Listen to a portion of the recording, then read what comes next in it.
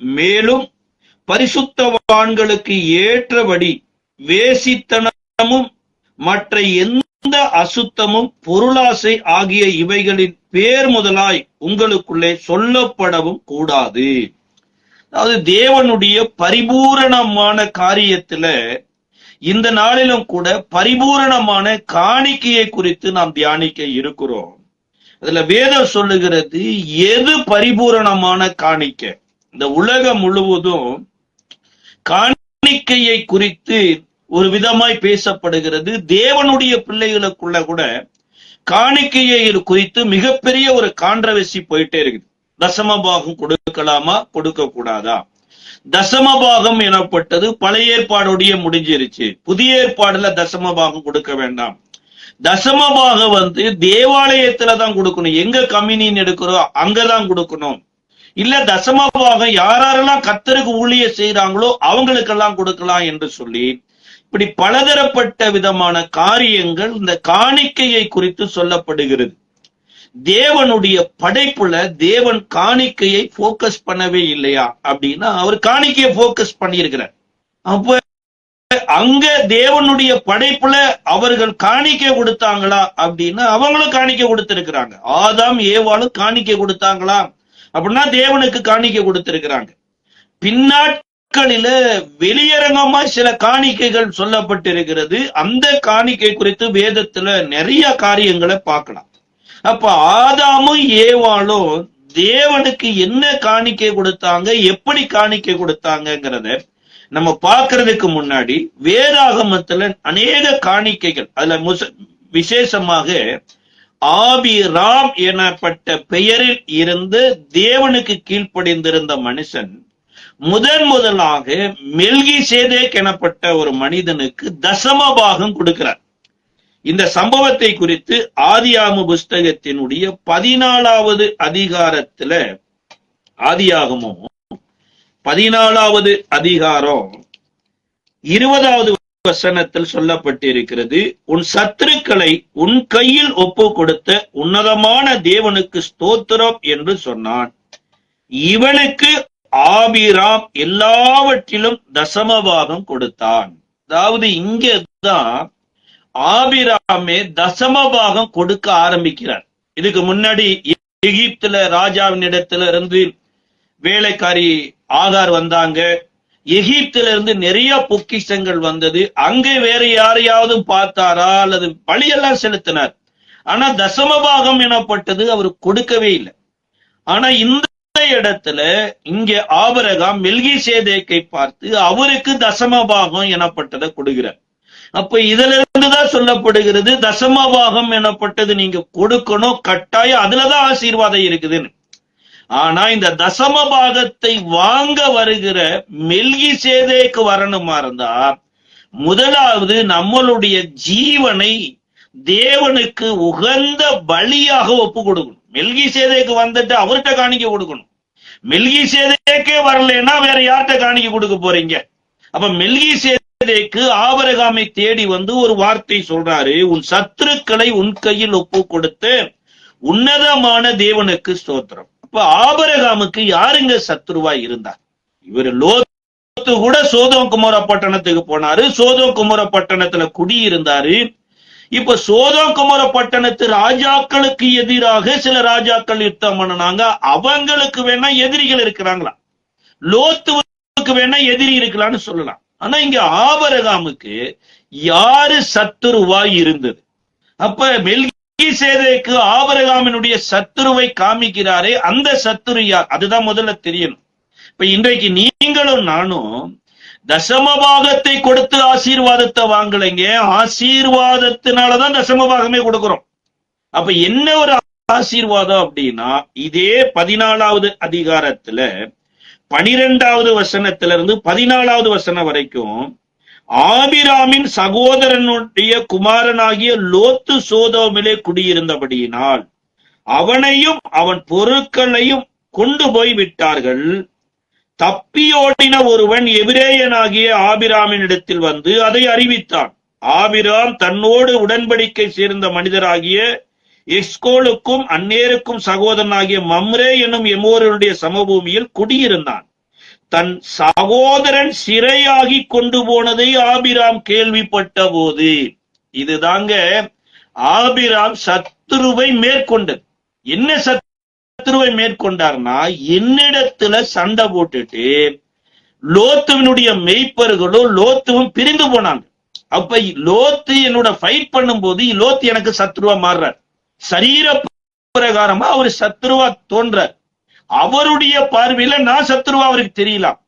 ஆனா என்னுடைய பார்வையில நான் தேவனோட பட்சத்துல இருக்கிறபடியினால தேவன் லோத்துவை நேசிக்கிறாரு. அப்ப லோத்துவை தேவன் எனக்கு எப்படி பார்க்க சொல்றாருன்னா, நீ சத்ருவா பாருன்னா பாத்திரலாம். லோத்துவை ஆபிரகாமுக்கு தேவன் சகோதரனாய் பார்க்க சொல்றார். அதனாலதான் வேதாகமத்துல சகோதர சிநேகம் நிலைத்திருக்க கடவுது அப்படிங்கிறார். அப்போ லோத்து பிரிஞ்சு போயிட்டாரு, அவர் அடிமை ஆயிட்டாருன்னா, இன்றைக்கு நாமளா இருந்தா, ஒருவேளை ஆபிரகாமின் ஸ்தானத்துல நாம இருந்திருந்தா நாம என்ன சொல்லி இருப்போம்? நான் தான் பரிசுத்தவான், நான் தான் தேவனிடத்திலிருந்து அழைக்கப்பட்டவன், நான் தான் தேவனுக்காக தேசத்தை விட்டு புறப்பட்டு வந்தேன், என் கூட நீ கூட தான் வந்த, ஆனா இன்னைக்கு என் கூட யுத்தம் பண்ணிட்டு நீ போனதுனால இன்றைக்கு கர்த்தரே உனக்கு எதிராக இருக்கிறார். கர்த்தர் எதிராக இருக்கிறது மாத்திரமல்ல, கர்த்தருடைய தயவெல்லாம் உன்னை விட்டு விலகிருச்சு அப்படின்னு சிறைப்பட்டு போன லோத்துவுக்கு வெந்த புண்ணுல வேல் பாய்ச்சற மாதிரி பேசியிருப்போம். ஆனா ஆபிரகாமுக்கு லோத்து எப்படி தப்பு பண்ணிட்டு போயிருந்திருக்கா பிரச்சனை கிடையாது. நான் தேவனுடைய ரெப்ரசன்டியா அந்த உலகத்துல இருக்கிறேன். தேவன் என்னை உலகத்திலிருந்து வேறு பிரிச்சு தன்னை போல வாழ்வதற்கு என்னை அழைத்திருக்கிறபடினால தேவன் நல்லோரையும் தீயோரையும் நேசிக்கிறார். நல்லோர் மேல தீயோர் மேல மலையை வரிசைக்கு பண்றார். அப்ப நான் தேவனுடைய சாயலை நான் காண்பிக்கணுமா இருந்தா என் மாம்சத்தின் எண்ணங்களை, உலகத்தின் எண்ணங்களை, பிசாசின் எண்ணங்களை சிறை பிடிக்கணும் பாருங்க. இதுதான் சத்துரு. என்னுடைய சரீரம் தேவனுடைய செய்கைக்கு எதிராக சிந்திக்குது. என்னுடைய சரீரம் மாத்திரம் இல்லைங்க, உலகமே எனக்கு அதுதான் டீச் பண்ணுது. உலகம் மாத்திரம் இல்ல, பிசாசும் கூட தேவனுக்கு எதிராகவே டீச் பண்றான். அப்ப என்னுடைய எதிரிகள் எனப்பட்டவங்க வெளியில கிடையாது, என் சத்துரு வெளியில கிடையாது. என்னுடைய மாம்ச சிந்தை, உலகத்தின் சிந்தை, பிசாசின் சிந்தை என்ன தேவனை போல வாழ முடியாதபடி எனக்கு எதிராக இருக்கிற போது நான் தேவனுடைய ரெப்ரசன்டேட்டிவ் என்று உணர்ந்து நான் தேவனை போல மாறி லோத்துவுக்கு உதவி செய்கிறேன். இதுதான் வேதம் சொல்லுகிறது. இதை சொன்ன லோத் அங்க மெல்கிசேதேக்குத்தான் ஆபிரகாம் தசமபாகம் கொடுக்கிறார். அதாவது தசமபாகங்கிறது ரெண்டாவதுங்க. முதலாவது தன்னையே தேவனுக்கு கொடுக்கிறது தான். தேவன் விரும்புகிற வாழ்க்கை வாழ்ந்து தேவனை போல இந்த உலகத்துல வாழ்ந்து தேவனுக்கு காணிக்கை கொடுக்கணும். இதுதான் தேவன் எதிர்பார்க்கிறது. அப்ப தேவன் அங்கீகரிக்காத காணிக்கைகள் கூட இருக்குது. இன்னைக்கு உலகத்துல பாருங்க, சில விக்கிர கோவில்கள்ல பாருங்க, இத்தனை கோடி காணிக்கை வந்துச்சுன்னு சொல்றாங்க. இத்தனை நகை தங்கங்கள் காணிக்கை வந்ததுன்னு சொல்றாங்க. அப்ப இதெல்லாம் அவர்கள் பரிபூர்ணமா தானே போட்டாங்க. அப்ப பரிபூர்ணமா போட்டது எல்லாம் கடவுள் அங்கீகரிக்கிறாங்க, உலகம் அங்கீகரிக்கீங்க. நியூஸ்ல வரலாம் அல்லது வேற எங்க கூட சொல்லலாம். கடந்த நாட்கள்ல கூட கர்நாடகா பகுதியில ஒரு இராணுவத்துல பணிபுரிந்த ஒரு மனிதர் 150 ஏக்கர் லேண்ட இந்தியன் ஆர்மிக்கு எழுதி கொடுத்துட்டார். யோசிச்சு பாருங்க, இந்தியன் ஆர்மிக்கு நிலமே கிடையாது. ஆனா இவர் இந்தியன் ஆர்மியில வேலை பார்த்தபடினால இந்தியன் ஆர்மிக்கு 150 ஏக்கருங்க. ஆனா அவரை போல உலகத்துல எத்தனையோ பேர் குடியிருக்க வீடு இல்லாம இருக்கிறாங்க. அவங்க உறவினர்கள் எத்தனையோ பேருக்கு இது மாதிரி வாய்ப்பு இல்லாமல் இருந்திருக்குது. அவர்களுக்கு ஒரு வீடு கட்டி கொடுத்திருக்கலாம். எங்க நாடே இந்தியாவுடையது, ஆர்மி எங்க வேணாலும் லேண்ட் எடுக்கலாங்க. ஆனா இந்த மனிதன் பாருங்க, இதுதான் இதை உலகம் என்ன பண்ணிக்கொள்ளும். வா சூப்பர், ராணுவ அதிகாரி 150 ஏக்கரை ராணுவத்துக்கு எழுதி கொடுத்தார் என்று பேப்பர்ல வருது, மெச்சிக்கொள்றாங்க. ஆனா கடவுளுடைய அங்கீகரிப்பு என்னப்பட்டது எப்படி இருக்குதுன்னா, ஆதியாம புஸ்தகத்தினுடைய 4வது அதிகாரத்துல முதல்ல காயினோ ஆபேலோ கர்த்தருக்கு காணிக்கையே கொண்டு வர்றாங்க. இத 4வது அதிகாரத்தினுடைய 3-4 வசனத்துல சொல்லப்பட்டு இருக்கிறது. சில நாள் சென்ற பின்பு காயின் நிலத்தின் கனிகளை கர்த்தருக்கு காணிக்கையாக கொண்டு வந்தான். ஆபேலும் தன் தலையீற்றுகளின் அவைகளின் கொழுமையானவைகளில் சிலவற்றை கொண்டு வந்தான். ஆபேலையும் அவன் காணிக்கையும் கர்த்தர் அங்கீகரித்தார், காயினையும் அவன் காணிக்கையும் அவர் அங்கீகரிக்கவில்லை. அப்பொழுது காயினுக்கு எரிச்சல் உண்டாகி முகநாடி வேறுபட்டது. இங்க வேதம் சொல்லுது 2 பேர் தான் உலகத்துல, மொத்தம் 4 பேர் இருக்கிறாங்க. பெண் பிள்ளைகள் பிறந்தாங்களா என்னங்கிறது அங்க சொல்லப்படல. பட் எனிவே இங்க ஆதாமும் வரல, ஏவாளும் வரல கர்த்தருக்கு காணிக்கை கொடுக்கறதுக்கு. ஏன் வரல? சார், எங்களை ஒரு நல்ல தேசத்துல இருந்து நல்ல இடத்துல இருந்து கர்த்தர் கோவப்பட்டு வெளியே அனுப்பிச்சு விட்டார். இன்னைக்கு நிறைய பேரு இப்படி வாழ்க்கை வாழ்ந்துட்டு இருக்கிறாங்க. கர்த்தருடைய தயவு எப்பேற்பட்டது, கர்த்தருடைய இரக்கம் எப்பேற்பட்டது, எப்பேற்பட்ட இரக்கத்தையும் தயவையும் கொடுத்து என்னை தேவன் தப்புவித்திருக்கிறார் என்கிறத மறந்து ஆண்டவர் எங்க நல்ல வாழ்க்கையில இருந்து எங்களை வெளியில துரத்திட்டாங்கிறாங்க.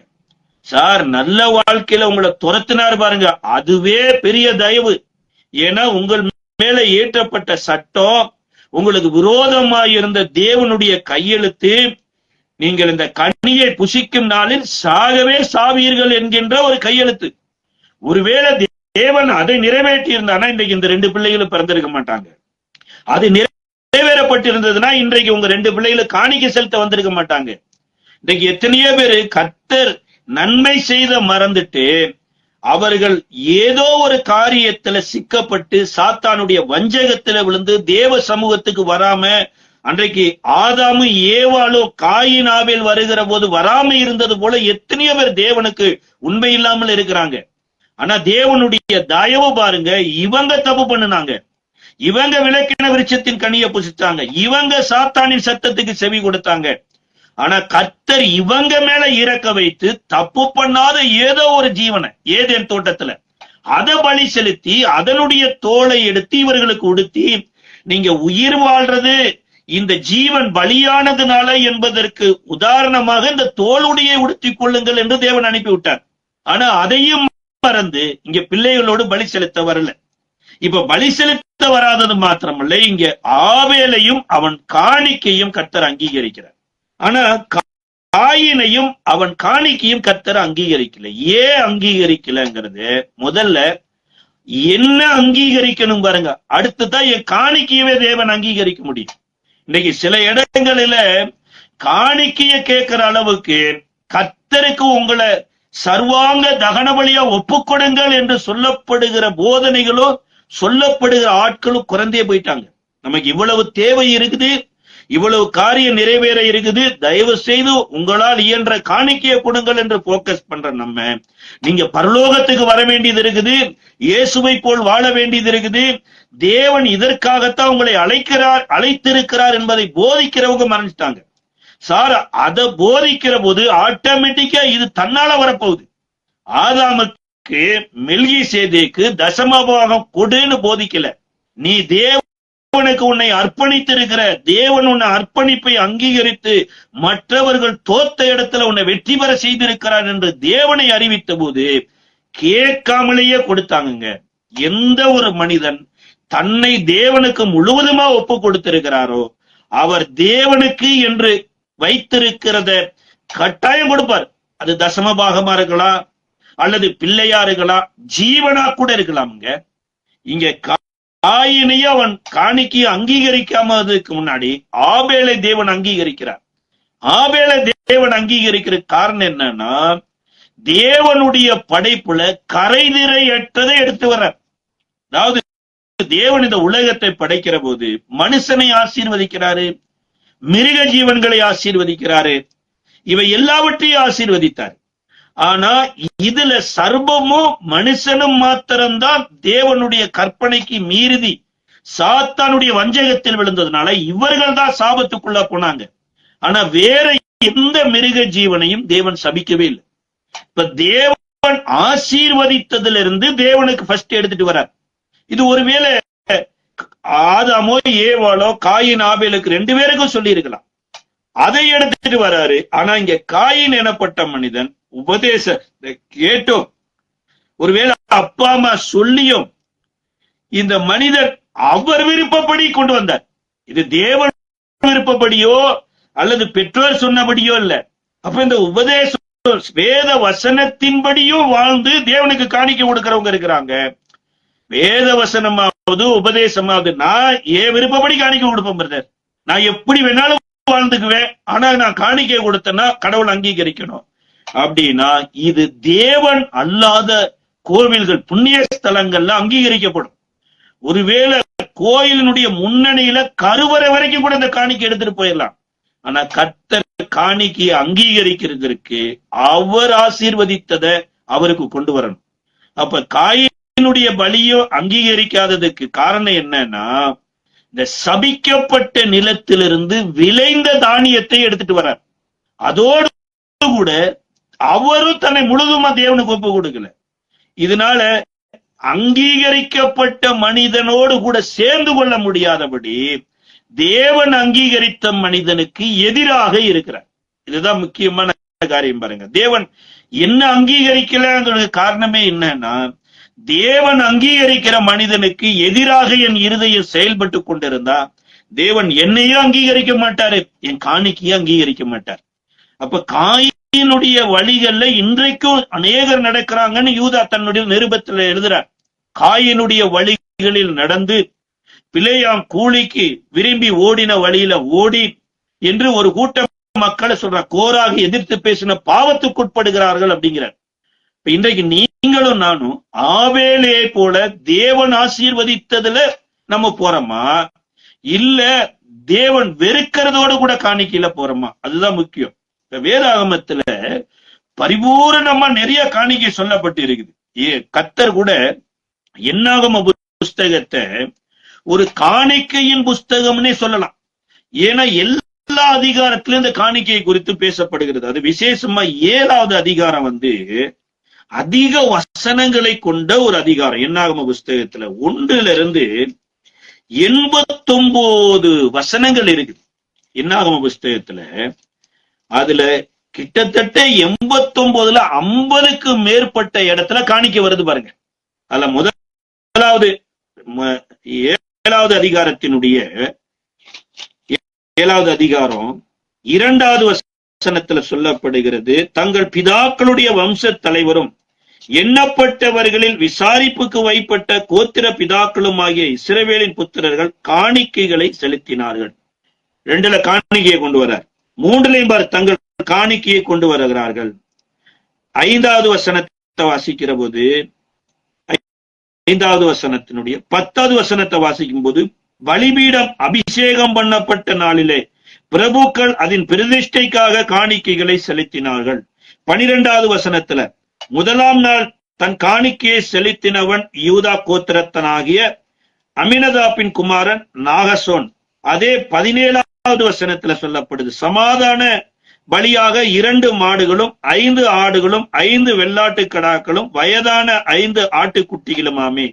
இது அமினதாபின் குமாரனாகிய நாகசோனின் காணிக்கை. அதே 18வது வசனத்திலே சொல்லப்பட்டிருக்கிறது, அங்க நெதனேயேல் காணிக்கை செலுத்தினான். 19லயும் காணிக்கை செலுத்தப்படுது. இப்படி இந்த 7வது அதிகாரத்துல 1ல இருந்து கிட்டத்தட்ட 89 வசனங்கள் வரைக்கும் ஏகப்பட்ட காணிக்கைகளை குறித்து சொல்லப்படுது.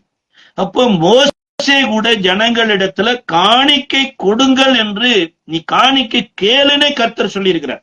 இதை குறித்து யாத்ராகம புஸ்தகத்தினுடைய 25வது அதிகாரத்தினுடைய 2வது வசனமும் 3வது வசனமும், இஸ்ரவேல் புத்திரர் எனக்கு காணிக்கை கொண்டு வரும்படி அவர்களுக்கு சொல்லு, மனப்பூர்வமாய் உற்சாகத்துடன் கொடுப்பவன் எவனோ அவனிடத்தில் எனக்கு காணிக்கைகளை வாங்குவீர்களாக. நீங்கள் அவர்களிடத்தில் வாங்க வேண்டிய காணிக்கையாவென பொன்னு வெள்ளி வெண்கலம் இளநூல் இரத்தாம்பர நூல் சிவப்பு நூல் மெல்லிய பஞ்சு நூல் வெள்ளாட்டு மயிரும் சிவப்பு தீர்த்த ஆட்டுக்கடா தோளும் தகசு தோளும் சித்தி மரமும், இப்படி ஏகப்பட்ட காணிக்கைகளை கர்த்தரே வாங்க சொல்றார்.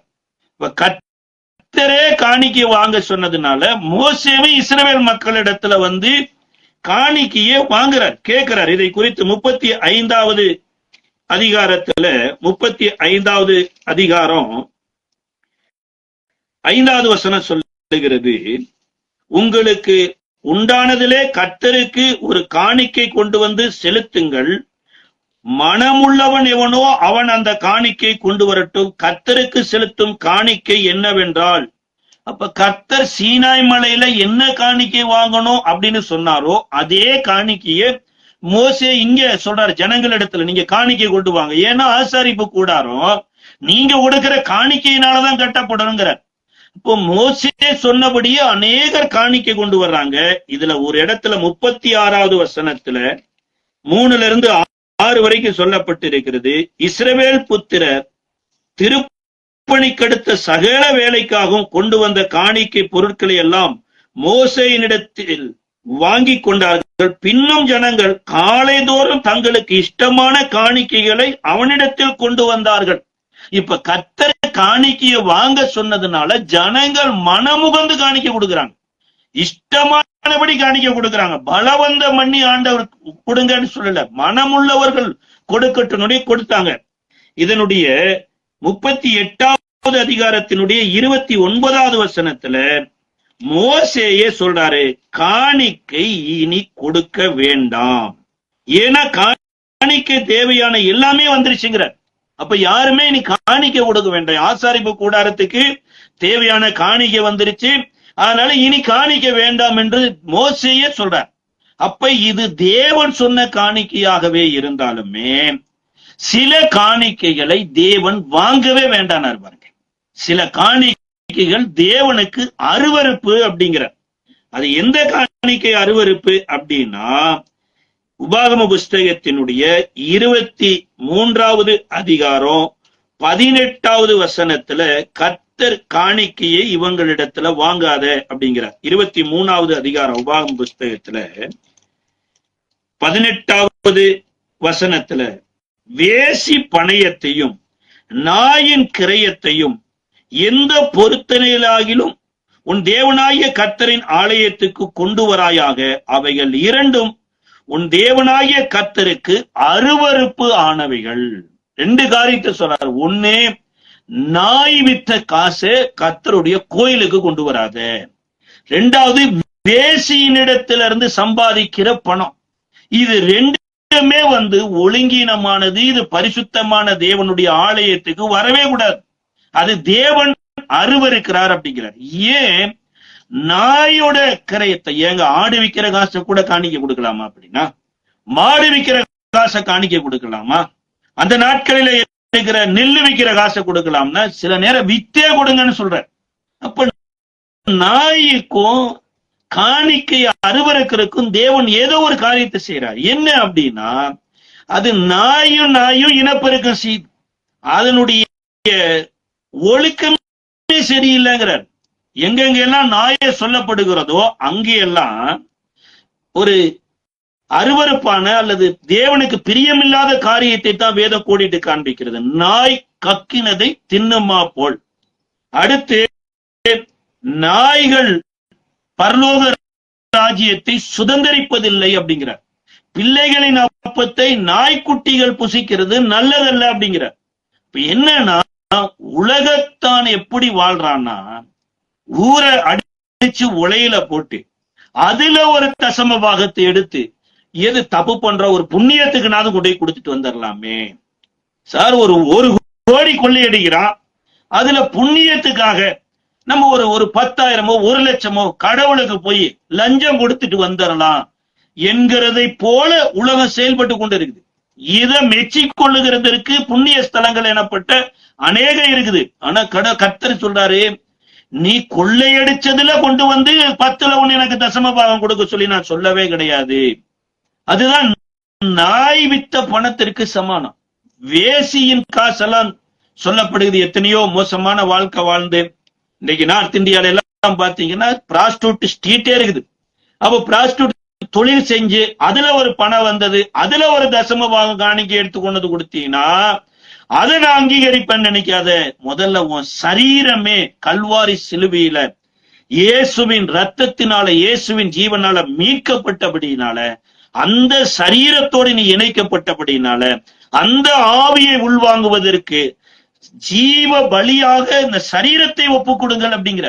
அப்ப முதலாவது காரியம், இதை அங்கீகரிக்க வேண்டாங்கிறதுக்கு பின்னணியில என்ன இருக்குன்னா, தேவன் பரிசுத்தம் உள்ளவர், அவருக்கு கொடுக்கிற காணிக்கையும் பரிசுத்தம் உள்ளதா இருக்குங்கிறார். நெகேமியாவின் புஸ்தகத்துல கூட பாருங்க, எத்தனையோ பேர் பாபிலோன்ல இருந்து கூட தேவாலயம் கட்டுவதற்கு காணிக்கையை கொண்டு போனாங்க. தாவீது கூட என்னால் இயன்ற வரைக்கும் இவ்வளவு காணிக்கை கொடுத்தேன் அப்படிங்கிறாரு. ஆனா அவருடைய காணிக்கைகள் கூட பாருங்க பூரணமாகவில்லை.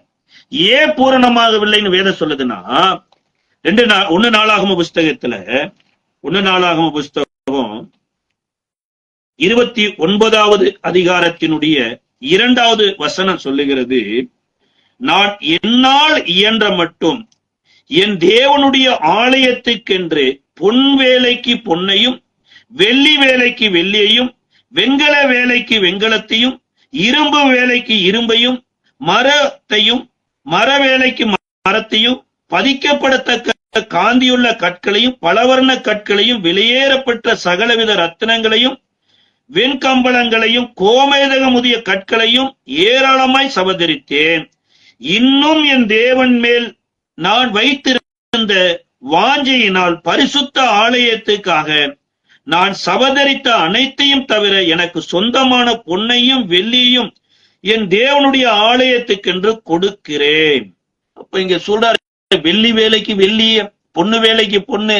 ஒரு இடத்துல சொல்லப்பட்டிருக்குது, சாலமோனின் நாட்களில வெள்ளி ஒரு பொருட்டா எண்ணப்படாத அளவுக்கு வெள்ளியை சம்பாதிச்சு வச்சிருக்கிறார். இந்த வெள்ளி எனப்பட்டது எதற்காக சம்பாதிக்கப்பட்டதுன்னா, தேவாலயத்தின் உள்ளுக்குள்ள இந்த உட்கோட்டிங் வெள்ளியினால பூசப்படணுமாமா. அப்ப எந்த மனிதன் தேவாலயத்துக்குள்ள உள்ள போகும்போது அவனுடைய சரீரமே இந்த வெள்ளி ரிப்ளை பண்ணும் பாருங்க. ஆனா இந்த சாலமோன் என்ன பண்ணாருன்னா, இந்த வெள்ளிய ஒன்லி உள்கோட்டிங் தேவாலயத்துக்குள்ள மாத்திரம் பூசினாரு. அவர் வீடுகள்ல பூசல, வேற எங்கெங்கெல்லாம் கட்டினாரோ அங்க எல்லாம் இந்த வெள்ளிய உள்ள கொண்டு வரல. அதனாலதான் கர்த்தர் சொல்றாரு, பொன்னும் என்னுடையது வெள்ளியும் என்னுடையது. இப்ப அநேகர் சாலமோனை போலதான் தேவாலயத்துக்குள்ள மாத்திரம் பக்தி வாழ்க்கை வாழ்ந்துட்டு வெளியில போனதுக்கு அப்புறம் எப்படி ஒரு கண்ணாடியில தன் சரீரத்தை பார்த்து கண்ணாடியை விட்டு வெளியே போன உடனே தன்னுடைய சரீரத்தை ஒரு மனிதன் மறந்து போய் விடுகிறானோ, அதே போல தாங்கள் தேவனுடைய பிள்ளைகள் அல்ல என்பதை போல உலகத்துல நடந்து கொள்றாங்க. ஆனா தாவீது பாருங்க, தன் தேவன் மேல வைத்திருந்த பக்தியினால இவ்வளவு சம்பாதிச்சிருக்கிறாங்க. சரி, இது கூட வரங்க, தேவாலயம் கட்டுவதற்கு லேண்டும் வாங்கியிருக்கிறார். இந்த லேண்டு வாங்கினதை குறித்து தான் 2 சாமுவேலின் புஸ்தகம் 24வது அதிகாரம் 25வது வசனத்துல 24, 25லயும் ராஜா அர்னாவை பார்த்து, அப்படி அல்ல, நான் இலவசமாய் வாங்கி என் தேவனாய கர்த்தருக்கு சர்வாங்க தகன பலியை செலுத்தாமல் அதன் உன் கையிலே விலைக்கிரயம் வாங்குவேன் என்று சொல்லி தாவீது அந்த களத்தையும் மாடுகளையும் 50 சேக்கல் நிறைவெள்ளிக்கு கொடுத்தான். இங்க லேண்டையும் வாங்கியாச்சு. யோசிச்சு பாருங்க, எப்பேற்பட்ட ஒரு தேவன் மேல் வைத்திருந்த பக்தி. இது பூரணமாகலையாமா. என்னங்க, லேண்டு வாங்கி சர்ச்சு கட்டுறதுக்கு லேண்டு வாங்கி கொடுத்திருக்கிறாரு. அது மாத்திரமல்ல, சர்ச்சு கட்டுறதுக்கு வேண்டிய எல்லா மெட்டீரியலையும் கொடுத்திருக்கிறாரு. வேலை செய்வதற்கு ஆட்களையும் சம்பாதித்து வைத்திருக்கிறாரு. இது பூரணமாகாதான். இன்றைக்கு எல்லா பேரும் அதுதான் நம்ம நினைச்சிட்டு இருக்கிறோம். எங்க, நான் சர்ச்சு கட்டுறதுக்கு லேண்டு கொடுத்தேங்க, நான் சர்ச்சு கட்டுறதுக்கு காணிக்கை கொடுத்தேங்க. கொடுக்கணும், கர்த்தருடைய நாம தொழுது கொள்ளப்படணும், அது கர்த்தர் எதிர்பார்க்கிறாரு. ஆனா அது மாத்திரம் பூரணம் அல்ல. அப்ப தாவீது இவ்வளவு செய்து ஏன் பூரணமாகலைன்னா, தன்னுடைய மரண தருவாயில தனக்கு தீமை செய்தவனை உள்ளேயே ஊறி ஊறி வச்சு தன் பிள்ளைகிட்ட சொல்லிட்டு போயிட்டார். 1 சாமுவேலின் புஸ்தகத்தினுடைய 2வது அதிகாரத்துல தாவீது 2ஆம் அதிகாரம் 8வது வசனத்துல சாலமோனின் இடத்துல சொல்றாரு, 2 பேரை நீயே எல்லாரும் மறிக்கிறது மாதிரி அவங்கள விட்டுறாத, ஏன்னா அவங்க எனக்கு பெரிய தீங்கு செய்திருக்கிறாங்க. என்னோடு சமாதானம் பண்ண வந்த அப்னேரை கொலை செய்த யோவாப்பு, அவனை சமாதானமா விடாத. அதுபோல அப்சலோமனால வீட்டை விட்டு துரத்தப்படுகிற போது என்னை சபித்த சிமேயி. சார், ஒரு மனிதன் இவ்வளவு செய்தும் கூட தனக்குள்ள தீமை செய்தவனை மன்னிக்க முடியாம இந்த சரீரமாகிய ஆலயம் பகையோடு இருக்குமானா அந்த மனிதன் எவ்வளவு கொடுக்கட்டுங்க, பூர்ணமே ஆகல. அதனாலதான் எபிரேய ஆக்கியோன் எழுதும்போது எழுதுறாரு, பிரயோஜனம் இல்லாத காணிக்கைகளாம். எது பிரயோஜனம் இல்லாத காணிக்கை அப்படிங்கிறாருன்னா, எபிரேயருக்கு எழுதின நிருபம் 9வது அதிகாரத்தினுடைய 9வது வசனம் சொல்லுகிறது. 5 9 வரைக்கும் நம்ம வாசிக்கிறோம். ஆகையால் அவர் உலகத்தில் பிரவேசிக்கும் போது பலியையும் காணிக்கையும் நீ விரும்பவில்லை, ஒரு சரீரத்தை எனக்கு ஆயத்தம் பண்ணினீர். சர்வாங்க தகன பலிகளும் பாவ நிவாரண பலிகளும் உமக்கு பிரியமானதல்ல என்றீர். அப்பொழுது நான், தேவனே, உம்முடைய சித்தத்தின்படி செய்ய இதோ வருகிறேன், புஸ்தக சுருளில் என்னை குறித்து எழுதியிருக்கிறதே என்று சொன்னேன் என்றார். நியாய பிரமாணத்தின்படி செலுத்தப்பட்டு வருகிற பலிகளை குறித்து மேற்சொல்லியபடி பலியையும் காணிக்கையும் சர்வாங்க தகன பலிகளையும் பாவ நிவாரண பலிகளையும் நீ விரும்பவில்லை. ஆகையால் உமக்கு பிரியமானதல்லாத என்று சொன்ன பின்பு, தேவனே, உம்முடைய சித்தத்தின்படி செய்ய இதோ வருகிறேன் என்று சொன்னார். இரண்டாவதை நிலைநிறுத்த முதலாவது நீக்கப்பட்டு போகிறது. இயேசு கிறிஸ்து என்னுடைய சரீரம் ஒரு தரம் பலியிட்டதினாலே அந்த சித்தத்தின்படி நாம் பரிசுத்தமாக்கப்பட்டு இருக்கிறோம். அப்ப இரண்டாவதை நிலைநிறுத்துறதுக்கு முதலாவது அவர் விரும்பவே இல்லை. இந்த என்னாகமத்துல சொல்லப்பட்ட இத்தனை பலிகளையும் தேவன் விரும்பலையாமா. யோசிச்சு பாருங்க, தேவனுக்கு பலி செலுத்துகிறதையே தேவன் விரும்பல அப்படின்னா, தேவன் விரும்ப வேண்டாம் என்கிறத செலுத்தினா எப்படி விரும்புவார்? எத்தனையோ பேர் அதுதான் நினைச்சுக்கிறாங்க. தப்பான வழியில பணத்தை சம்பாதிச்சு அதை கொண்டு போய் கர்த்தருக்கு காணிக்கையா கொடுத்துட்டா கர்த்தர் அங்கீகரிச்சிருவாருன்னா, சார், நல்ல வழியில வந்த இந்த சர்வாங்க தகன பலியும் பாவ நிவாரண பலியும் குற்ற நிவாரண பலியும் இதையே தேவன் விரும்பலன்னா, வேசியின் பணத்தையும் நாய் கிரயத்தையும் கர்த்தர் எப்படி விரும்புவாரு? அப்ப இந்த எபிரேய ஆக்கியோன் எழுதுறாரு, எதை தேவன் விரும்புறாருன்னா, எனக்கு ஒரு சரீரத்தை நீர் ஏற்படுத்தும், உமக்கு சித்தமானதை செய்வதற்கு இந்த சரீரத்தை நீரனை உருவாக்கி அதற்குள்ள என்ன நடத்துங்கிற. அப்ப கர்த்தருக்கு சித்தமானது, கர்த்தருக்கு பிரியமானது அப்படின்னா, சுத்தமான காணிக்கையும் இருக்குது, சுத்தமில்லாத காணிக்கையும் இருக்குது. இதே சரீரத்துல இருந்த ஆசாரியர்கள் மல்கியா தீர்க்க தரிசன புஸ்தகத்துல எல்லோரும் சொல்றது அதுதான். பண்டக சாலையிலே ஆகாரம் உண்டாயிருக்கும்படி தசம பாகங்களை கொண்டு வந்து ஆலயத்துல செலுத்துங்கள் அப்படின்னு சொல்லப்படுது பாருங்க. அதை மாத்திரம் தேவன் சொல்லலைங்க. நிறைய நேரம் அதை மாத்திரம் சொல்றாருங்க நினைச்சுக்கிற. தசம பாகத்துல மாத்திரம் ஆலயத்துல கொண்டு வா, தசம பாகத்தை மாத்திரம் ஆலயத்துல கொண்டு வான்னு சொன்ன அதே மல்கியாலதான் 1வது அதிகாரம் 10வது வசனத்துல சொல்லப்பட்டிருக்குது, உங்களில் எவன் கூலி இல்லாமல் கதவுகளை பூட்டுவான், என் பலிபீடத்தின் மேல் அக்னியை கூலி இல்லாமல் கொளுத்தவும் மாட்டீர்கள், உங்கள் பேரில் எனக்கு பிரியமில்லை என்று சேனைகளின் கர்த்தர் சொல்லுகிறார். உங்கள் கைகளில் உள்ள காணிக்கை எனக்கு உகந்தது அல்ல. சார், ஊழிய செய்யறதற்கு நீ சம்பளம் எதிர்பார்க்கிறிய, இது எவ்வளவு பெரிய பாக்கியம். அதாவது இந்த ஆசாரிய ஊழியர் செய்யணும்னு சொல்லி ஒரு கூட்டம் மக்கள் சண்டை போட்டே செத்தாங்கங்க வனாந்தரத்துல. கோராகினுடைய கூட்டத்தாரோ, நாங்களும் இந்த ஆசாரிய ஊழியர் செய்வோம் தூப கலசத்தை எடுத்துட்டு வந்து ஒரு 12 கோத்திரத்துல ஆசாரியனுடைய ஆரோனுடைய கோல் தொழிக்கிற அந்த காலகட்டத்துல இந்த ஊழியர் செய்வதற்கு வாஞ்சையோட விருப்பத்தோடு வந்ததுல தேவன் பூமி விலகி செத்து போயிட்டாங்க. ஆனா இன்றைக்கு மல்கியாவின் காலகட்டத்துல கதவை சாத்துறதுக்கே சம்பளம் எவ்வளவு வரும் அப்படின்னு எதிர்பார்த்து செய்யறாங்க. அப்ப இன்றைக்கும் அநேகருக்குள்ள அப்படி எண்ணங்கள் வந்துருச்சு. சில இடங்கள்ல இவ்வளவு சம்பளம் கொடுத்தா தான் இந்த ஊழியர் செய்வேங்கிற நிலைமைக்கு போயிட்டு இருக்கிறாங்க. அப்ப கர்த்தர் சொல்றாரு, இதை நான் அருவருக்கிறேங்கிறாரு, இது உகந்ததல்லங்கிறாரு. 11வது வசனத்துல சொல்றாரு, சூரியன் உதிக்கிற திசை தொடங்கி அது அஸ்தமிக்கிற திசை வரைக்கும் என் நாமம் ஜாதிகளுக்குள்ளே மகத்துவமா இருக்கும், எல்லா இடத்திலும் என் நாமத்திற்கு தூபமும் சுத்தமான காணிக்கையும் செலுத்தப்படும், என் நாமம் ஜாதிகளுக்குள்ளே மகத்துவமாய் இருக்கும் என்று சேனைகளின் கர்த்தர் சொல்லுகிறார். 13வது வசனம் சொல்லுகிறது, இதோ இது எவ்வளவு வருத்தம் என்று சொல்லி அதை ஒரு திறனாமாய் பேசி பீருண்டதையும் கால் ஊனமானதையும் நசல் கொண்டதையும் கொண்டு வந்து காணிக்கையாக செலுத்துகிறீர்கள் என்று சேனைகளின் கர்த்தர் சொல்லுகிறார். உங்கள் கைகளில் அங்கீகரித்து கொள்வேனோ என்று கேட்கிறார். இதை கொடுத்து ஒரு இடத்துல சொல்றாரு, இது ஒருவேளை உலகத்தான் இடத்துல போய் நீ ஒரு இடத்துல வேலை பார்க்கிறியே, அந்த முதலாளியின் இடத்துல போய் இதை கொடுத்து பாரு, அவர் அங்கீகரிப்பாரா? அல்லது ஒரு ஊர்ல தலைவரே இருக்கிறாருன்னா அந்த தலைவர் இடத்துல போய் எனக்கு கொடுக்கிற ரெஸ்பெக்ட், எனக்கு கொடுக்கிற ஆனர், எனக்கு கொடுக்கிற காணிக்கைய நீ உலகத்தானுக்கு ஒரு தடவை நீ கொடுத்து பாரு, அவன் ஏற்றுக்கொள்ளுவானா? அப்ப உலகத்தான அங்கீகரிக்காததெல்லாம் எனக்கு கொடுக்கிற, அதான் சொன்னது, நசல் கொண்டது, ஊனமானது, பலவீனமானது, இதையெல்லாம் கர்த்தருக்கு காணிக்கையா கொடுக்கறீங்க. இது மக்களுடைய நிலைமை. ஊழியக்காரருடைய நிலைமை என்ன? கதவை சாத்துறதற்கு கூலி எதிர்பார்த்துட்டு இருக்கிற. சார், கதவு சாத்துறதுங்கிறது எவ்வளவு பெரிய பாக்கியமான சேவைங்க.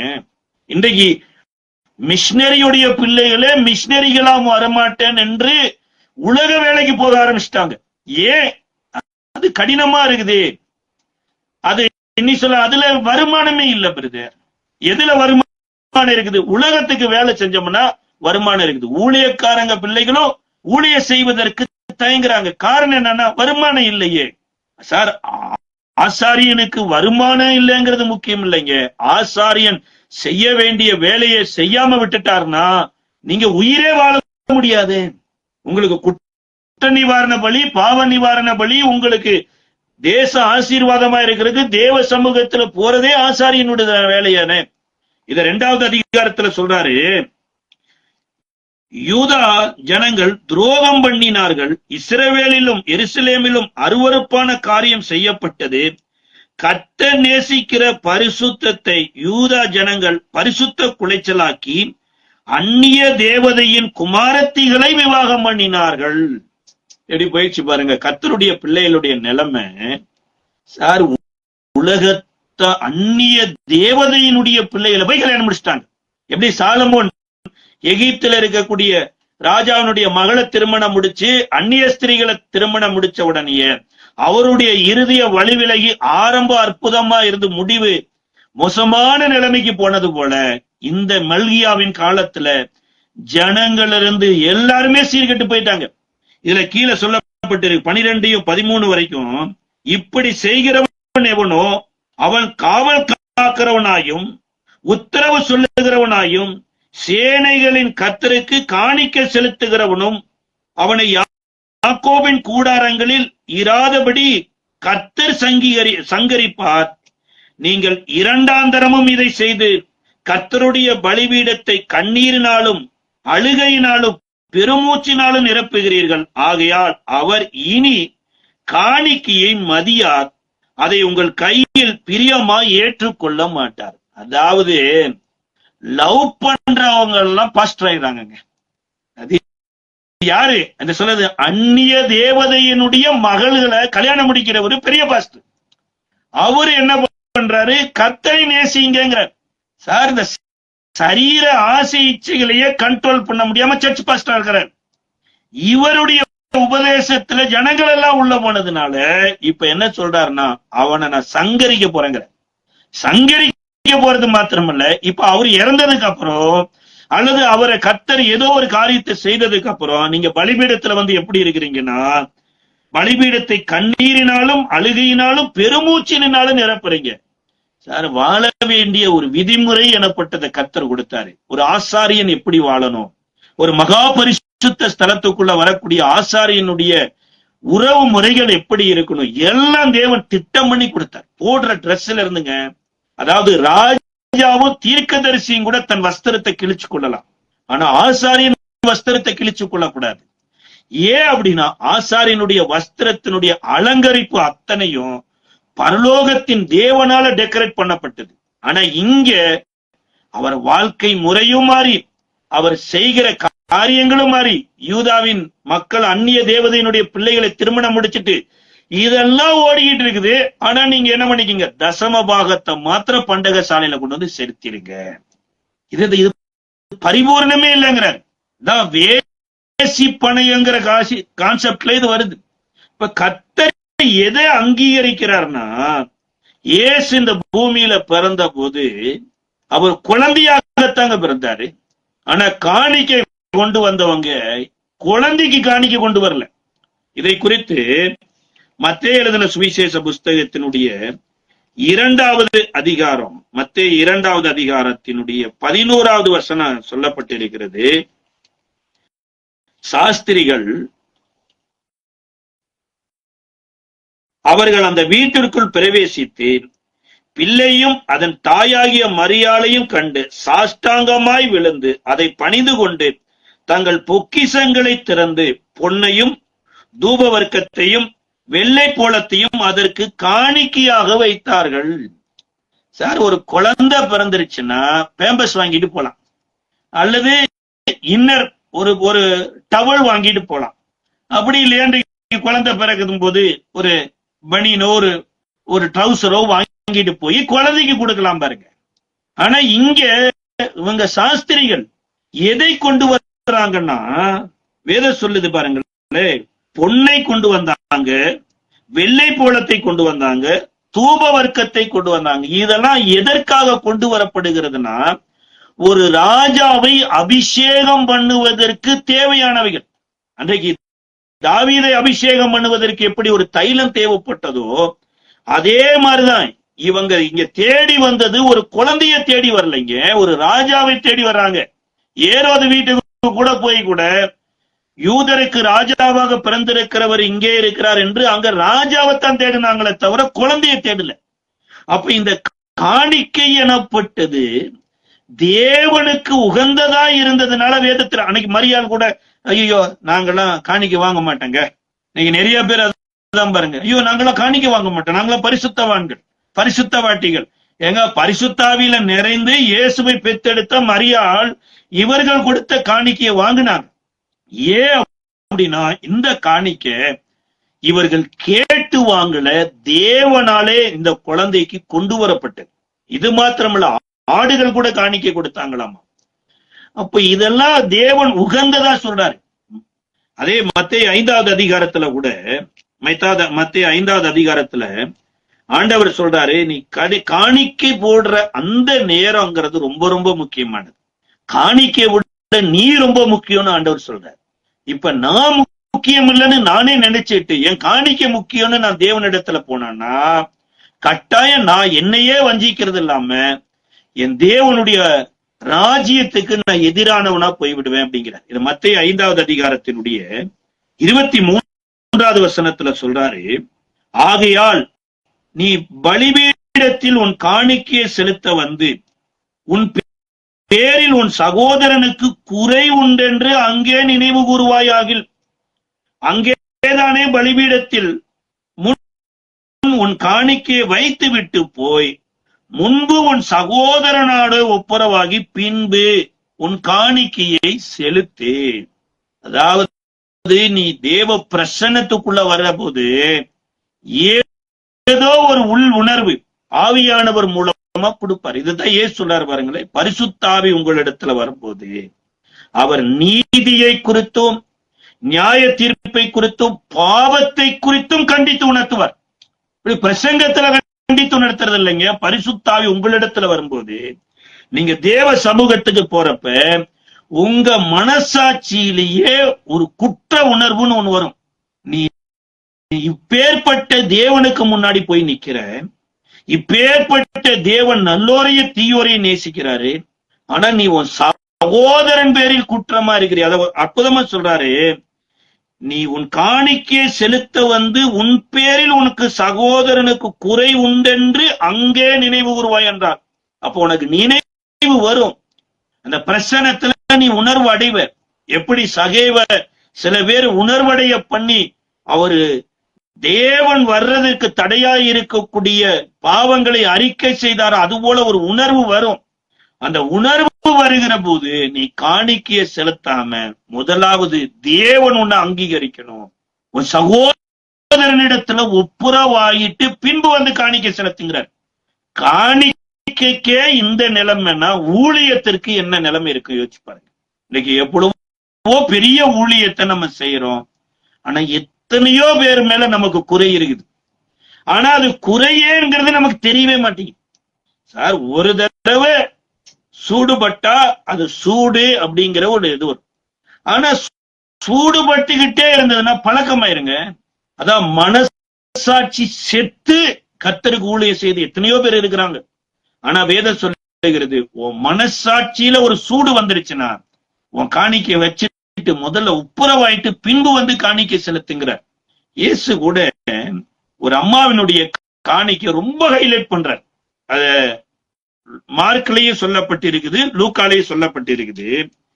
மார்க் எழுதின சுவிசேஷ புஸ்தகத்தினுடைய 12வது அதிகாரத்தினுடைய 41 43 வரைக்கும் அந்த அம்மாவினுடைய அற்புதமான காணிக்கை குறித்து சொல்லப்படுது. லூக்கால கூட 21வது அதிகாரம் 1-4 வரைக்கும், இது 41, 42, 43 வாசிக்கிறோம்.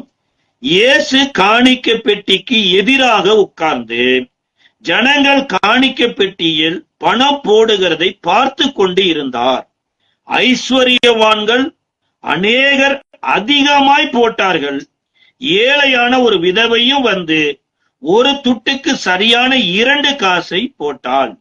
அப்பொழுது அவர் தம்முடைய சீசரை அழைத்து, காணிக்கை பெட்டியில் பணம் போட்ட மற்ற எல்லாரை பார்க்கிலும் இந்த ஏழை விதவை அதிகமாய் போட்டாள் என்று மெய்யாகவே உங்களுக்கு சொல்லுகிறேன் என்றார்.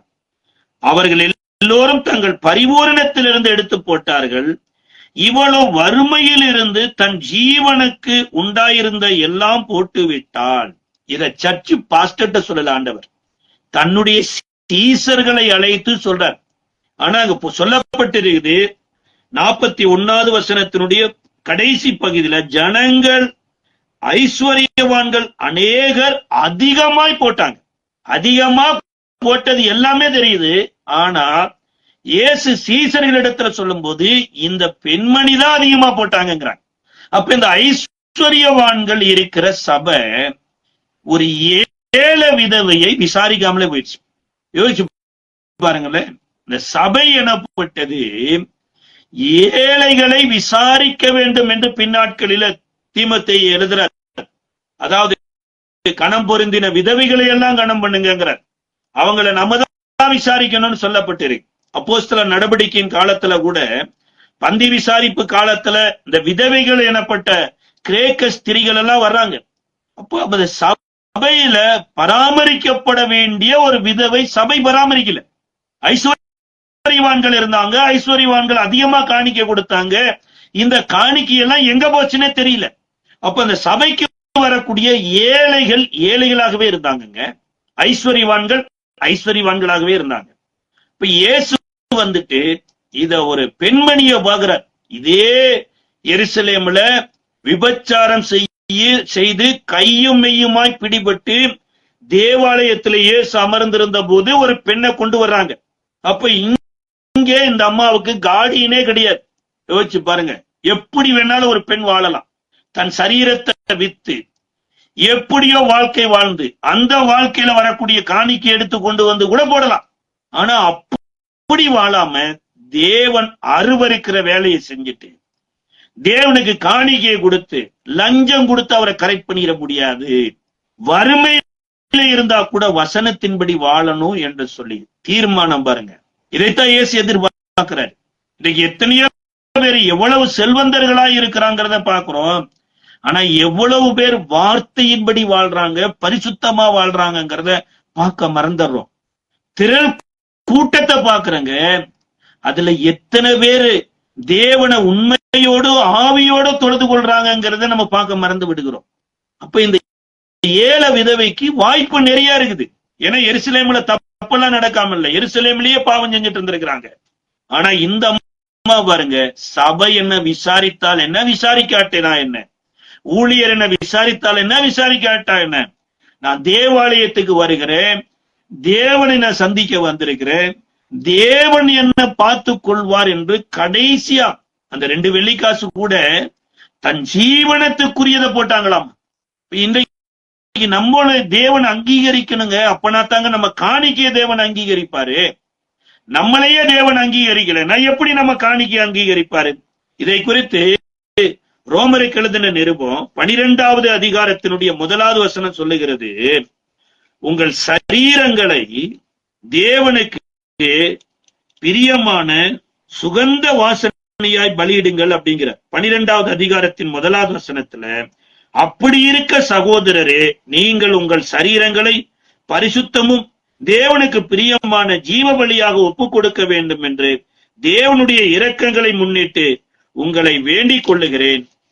இதுவே நீங்கள் செய்யத்தக்க புத்தியுள்ள ஆராதனை. என் சரீரத்துல நான் எப்படியோ வாழ்ந்துட்டு நான் கர்த்தரை போய் ஆராதிக்கிறேன், அது ஆண்டவர் எதிர்பார்க்கலையாமோ. கண்ணுல இருந்து கால் வரைக்கும் கர்த்தருடைய சரீரத்துல மீட்கப்பட்டு இருக்குது, கர்த்தருடைய ரத்தத்துல மீட்கப்பட்டு இருக்குது. கர்த்தருக்கு பிரியமா ஜீவ பலியா ஒப்பு கொடுங்கள் அப்படிங்கிற. அப்ப இன்றைக்கு நம்மளுடைய பரிபூரணம் எதை நோக்கி போயிட்டு இருக்குது? நம்ம காணிக்கையில பரிபூர்ணமா பார்த்துட்டு இருக்கிறோமா, இல்ல நம்மையே காணிக்கையா பரிபூர்ணமா கொடுத்து வாழ்ந்து கொண்டு இருக்கிறோமா? அப்ப ஆதாமும் ஏவாளும் காணிக்கை கொடுத்தாங்களா அப்படின்னா கொடுத்தாங்க. என்ன காணிக்கை கொடுத்தாங்க? ஆதியாகம புஸ்தகத்துல ஆதாம் கொடுத்த காணிக்கை குறித்து 2வது அதிகாரத்துல சொல்லப்பட்டு இருக்கிறது. 2வது அதிகாரம்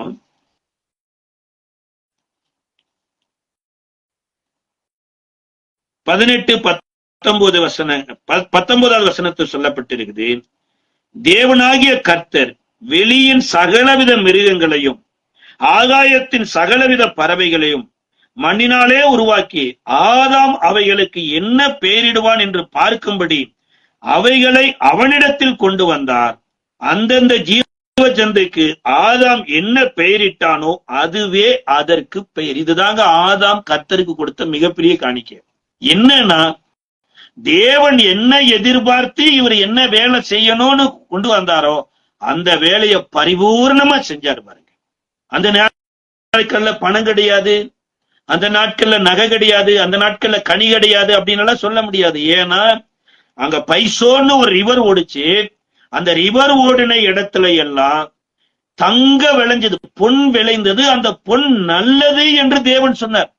அப்போ ஆண்டவரிடத்துல போய், ஆண்டவரே பொண்ணு விளைஞ்சது, இந்த பொண்ணு நீங்க உங்களுக்காக காணிக்கை கொண்டு வந்தான்னா ஆண்டவர் அதை எதிர்பார்க்கவும் இல்லை, ஆதாமுக்கு அதை கொடுக்கணும்னு தோணல. என்னன்னா, தேவன் நம்பி என்னிடத்துல என்ன வேலை கொடுத்தாரோ அது என்னால முடியலன்னு சொல்லல, அல்லது ஆண்டவரை இதை வேற யாரிடத்திலாவது செய்யுங்கன்னு சொல்லல. நம்பி கொண்டு வந்து கொடுத்ததை தேவன் எப்படி செய்யணும்னு விரும்பினாரோ அப்படியே செய்தார். சரியா? அதாவது வேலை மாத்திரம் அப்படி செய்யலைங்க.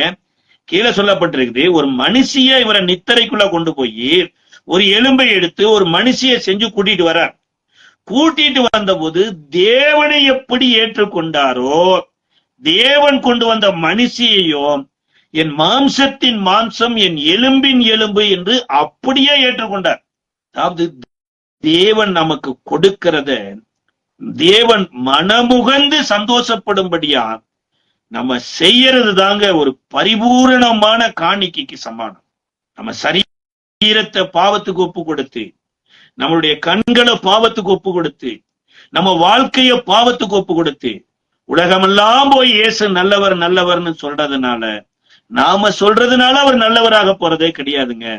நம்ம வாழ்ற ஒரு வாழ்க்கை, ஒருவேளை நம்மளுடைய மரணம் எப்ப வேணாலும் வரலாம்.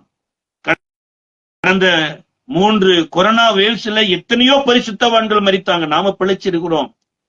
இந்த பிழைப்புக்காக ஒருத்தர் விலைக்கிரயம் கொடுத்திருக்கிறார். எதுக்கு விலைக்கிரயம் கொடுத்திருக்கிறார்னா, நீ பகையோடு இருந்தீனா இன்னையோடு பகையோடு வாழ கொடுக்கல, அல்லது மற்றவங்களோடு கூட பிரிவினையோடு இருந்தனா அந்த பிரிவினையோடு இருந்து வாழ கொடுக்கல, அல்லது மற்றவங்களை விரல் நீட்டி குற்றம் சாட்டிட்டு இருந்தா இன்னும் குற்றம் சாட்டி கொண்டே இருக்குன்னு கொடுக்கல. அவருடைய சாயலா இந்த பூமியில வாழ்றதுக்குத்தான் தன்னுடைய ஜீவனையே கொடுத்திருக்கிறார்.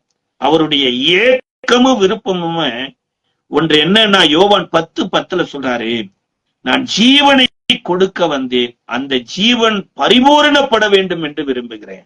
முன்னொரு காலத்துல மற்றவங்களை தேவையில்லாம பேசவே மாட்டாங்க. மற்றவங்க தவறுதலுக்காக ஜெபம் பண்ணினாங்க, மற்றவருடைய ரட்சிப்புக்காக ஜெபம் பண்ணினாங்க. ஆனா இந்த நாட்களில என்றைக்கும் இல்லாதபடி தேவையே இல்லாத, சம்பந்தமே இல்லாத சில மக்களை விரல் நீட்டி குற்றச்சாட்டுவதையே ஊழியமாகவும் வாழ்க்கையாகவும் வாழ்ந்து கொண்டிருக்கிறாங்க. கட்டாயம் பாருங்க, அவங்களுடைய வெளிச்சம் இருளா மாறிடுமாமா. அவங்களுடைய சுக வாழ்வு சீக்கிரத்துல வேதனையுள்ள வாழ்வா மாறிடுமாமா. ஏசாயா தீர்க்க தரிசன புஸ்தகம் 58வது அதிகாரத்துல கர்த்தர் ஒரு காரியத்தை சொல்றாரு. எது உபவாசம், எது பிரியம் அப்படிங்கறத 9வது வசனத்துல சொல்றாரு. அப்பொழுது நீ கூப்பிடுவாய், கர்த்தர் மறு உத்தரவு கொடுப்பார். நீ சத்தமிடுவாய், இதோ நான் இருக்கிறேன் என்று சொல்லுவார். நுகத்தடியையும் விரல் நீட்டுதலையும் நிப சொல்லையும் உன் நடுவில் இருந்து அகற்றி, பசியுள்ளவனிடத்தில் உன் ஆத்துமாவை சாய்த்து, சிறுமைப்பட்ட ஆத்துமாவை திருப்தியாக்கினார். அப்பொழுது இருளில் உன் வெளிச்சம் உதித்து அந்தகார மத்தியானத்தை போலாகும். கர்த்தர் உன்னை நித்தமும் நடத்தி மகாவறட்சியான காலங்களில உன் ஆத்துமாவை திருப்தியாக்குவார். உன் எலும்புகளை நினமுள்ளதாக்குவார். நீ வற்றாத நீரூற்றை போல இருப்பாய். அதாவது இப்படி நீ செய்வாய் என்றால் நீ இப்படி மாறுவேங்கிற உபாகமத்துல சொல்லப்பட்டிருக்கு. இப்படியெல்லாம் நடந்தீனா நீ பட்டணத்துல ஆசீர்வதிக்கப்பட்டிருப்ப, வெளியில ஆசீர்வதிக்கப்பட்டிருப்ப, வருகையில் ஆசீர்வதிக்கப்பட்டிருப்ப, போகையில் ஆசீர்வதிப்பட்ட. இந்த வார்த்தையை மீறி இப்படி நீ செய்வேனா அதே பட்டணத்துல சொல்லப்படாத காரியங்கள் உனக்கு நடக்குனர். இந்த உபவாச நாட்களில ஒரு பரிபூரணமான காணிக்கையை இயேசு கொடுத்தார். பரிபூரணமான காணிக்கை கொடுத்த அந்த விதவையை தேவன் எடுத்து நமக்கு காண்பித்தார். இன்றைக்கு நீங்களும் நானும் புத்தியுள்ள ஆராதனை செய்வதுதான் பரிபூரணமான காணிக்கை என்று நம்முடைய சரீரங்களை ஜீவ பலியாய் ஒப்பு கொடுக்கிறதான் தேவன் பரிபூரணங்கிறார். இன்றைக்கு நீங்களும் நானும் எதுல நம்ம பரிபூரணத்தை நோக்கி போயிட்டு இருக்கிறோம்? கொலைசேயர் 2:10 அதுதான் சொல்லுது, நாம் அவருக்குள் பரிபூர்ணம் உள்ளவர்களாய் இருக்கிறோம். சார், ஒரு குழந்தை பிறக்குது, ஒரு 20 வயசுல அந்த ஒரு பெண்ணாவோ இருந்ததுன்னா திருமணம் முடிச்சு கொடுக்கிறோம். அதே அந்த ஒரு 40 வருடத்துக்கு அப்புறம் 60 வயசுல பூரண வயதை அடைந்து அது பேரம்பேத்தி அடைஞ்சு நித்திய ஜீவனுக்குள்ள பிரவேசிக்கிறாங்க. ஒருவேளை 70-80 போறாங்க. அது பூரணத்துக்குள்ள பரிபூர்ண வயசுங்கிறோம். ஆவிக்குரிய வாழ்க்கையிலே பரிபூர்ணம் எனப்பட்டது கிடையாதா? வருடா வருடம் இயேசு பிறப்பாரா? வருடா வருடா ஒரு நம்ம சிலுவையில் அறைவோமா? வருடா வருடா ஒரு உயிரோடு எந்திரிப்பாரா? அப்ப நம்ம வாழ்க்கை எனப்பட்டது பரிபூரணத்தை நோக்கி போகாம இந்த மல்கியா 1:11-12 சொல்லப்பட்டபடியே போயிட்டு இருக்குமா? இந்த நாட்களில் நாம் உணர்ந்து, ஆண்டவரே, இந்த திருவசனமாகிய களங்கமில்லாத ஞானப்பாலின் மேல் வாஞ்சியா இருந்து இந்த பரிபூரணத்தை நோக்கி வாழ எங்களுக்கு கிருபை தாருன்னு நம்ம ஜெபிப்போம். நீதிமான் விரும்புவது அவனுக்கு கொடுக்கப்படும். ஜெபம் பண்ணுவோமா? கிருபை நிறைந்த நல்ல ஆண்டவரே, இயேசுவின் நாமத்தில் நன்றியோடு ஸ்தோத்தரிக்கிறோமப்பா. ஆண்டவரே, நீர் பூரண ஆண்டவரே காணிக்கையை செலுத்தி இருக்கிறீரப்பா. பழைய ஏற்பாடு காலகட்டத்துல எத்தனையோ பாவ நிவாரண காணிக்கை, குற்ற நிவாரண காணிக்கை, எத்தனையோ காணிக்கைகள் இருந்தாலும் அதை நீ விரும்பவில்லை என்று சொல்லப்பட்டிருக்குதப்பா. முதலாவதை அகற்றுவதற்கு இரண்டாவதை நீ நிலைநிறுத்தி இருக்கிறீர். இந்த இரண்டாவது தன்னையே பலியாக கொடுத்த இயேசுவை நிலைநிறுத்தி இருக்கிறீரப்பா. எங்களுக்குள்ளேயும் அந்த இயேசுவின் சுபாவங்கள் வரட்டும். இயேசுவை போல இந்த பூமியில வாழ எங்களுக்கு கிருபை தார். இந்த பூரணத்தை நோக்கி பயணிக்க பரிசுத்தாவியானவரே நீர் எங்களுக்கு உதவி செய்யும். இயேசுவின் நாமத்தில் செபிக்கிறோம் நல்ல பிதாவே.